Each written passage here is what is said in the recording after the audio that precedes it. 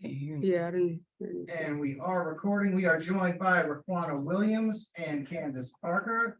Nikias, since you're already in view, do you want to go ahead and ask the first question? I suppose I can. This one's for Candace. How have you felt about the defense, or how did you feel about the defense in game one? What kind of progress had you seen in game one from the preseason and training camp?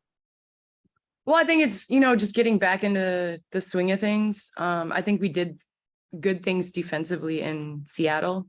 And obviously, it's been a focus all week on, some of our let-ups on the defensive end. So I think it's just, defense is like offense. It comes with playing with one another, comes with rotations, and it comes with, understanding what we want to do, what our philosophy is, and then what we want to do game to game. So I would say, it's not worse than we would have expected in game one or game two, but it's not where it needs to be to be able to compete. Yeah, thank you. Mm-hmm. All right, let's go all the way to Greece. Christos. Oh, great. Oh, wow. Nice. Hello, ladies. How are you today? Good.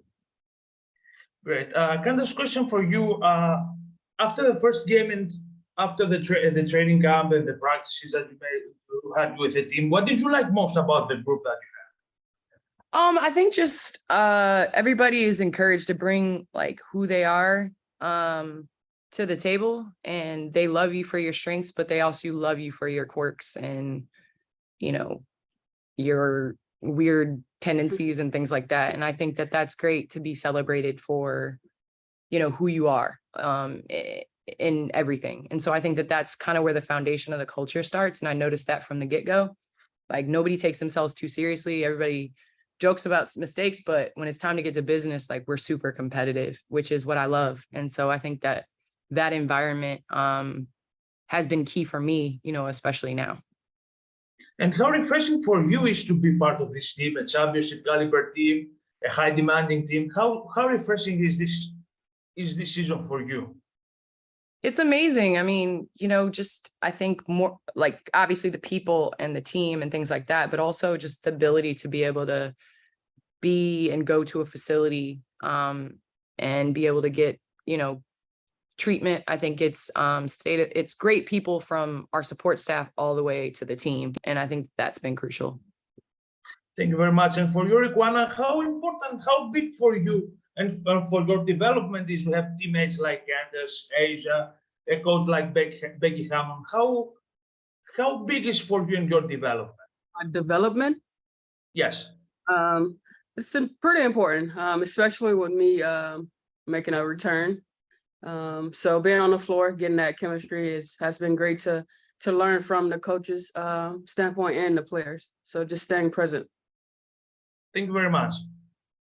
You and Candace have probably sat in front of that banner once or twice before. Just what were your reactions when you first heard that we were signing Candace, and what's it been like having her as a teammate again?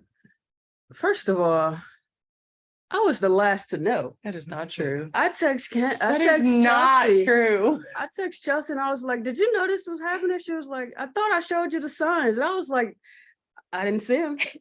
I missed all the signs, but it was great. I already knew I would bother her, aggravate her a little. My shooting mate, my homie. So it's great to have her back. Like, just the energy and knowing that she's not only a great person, but great teammate. And then from your standpoint, CP, knowing that you were going to play with Riquna again, we've obviously grown to love her over the past couple of years, but you saw what she could do for a number of years here in LA when you knew that you were going to be playing alongside her again. What were your thoughts? Well, Bay is one of my favorite teammates of all time. I think just, we have been shooting partners forever when we were here in LA, and just her, I think, seriousness when it comes to basketball. Like, she's never, ever, ever, ever, ever cheated the game. And I think that says a lot for who she is as an individual. And she's a softie, you know what I mean? I'm not telling, listen, I got to let the people know she's a softie, and, she's my mom's, I think she might be my mom's favorite player, including me. So it's been great being back with her. I'm adopted. Yep. Nikias, do you have one more before we head out? Yes, a question for both of you. Obviously, once you hit the off season, or I guess what counts as the off season, you're working on your game. At what point does it kind of shift from adding a specific area to your game and more so refining what you already do? think you're always trying to stay good and stay great at what you're good and great at. You always want to get better at the stuff that you're great at and not just improve the stuff that you're bad at. I think it's, I think that that's been consistency all across. And I think it's also dependent on what you want to do the next year. Like the way they were playing you last year, like what are adjustments that you want to make? What are things you want to get better at? To help in your development that next year. Right, I agree.